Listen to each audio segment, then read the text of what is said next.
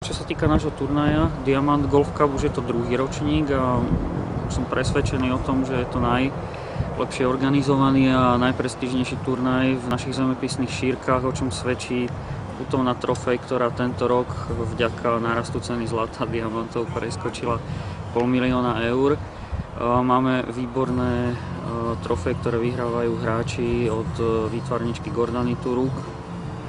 Zastúpenie hráčov je výlučne na pozvanie a v zásade ide o obchodných partnerov, ide o biznismenov, o majiteľov jednotlivých spoločností zo Slovenska.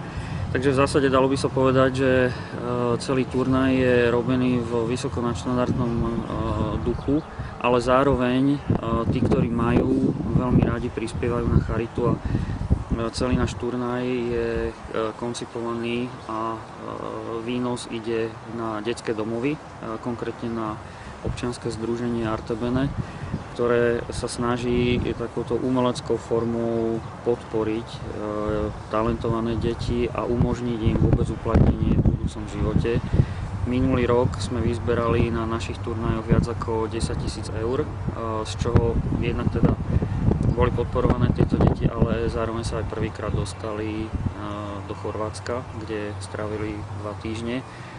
Takže bez našej pomoci, bez pomoci našich sponzorov, našich partnerov by tieto decká asi nevideli tak skoro more a mohli si to užiť, čo nás veľmi teší.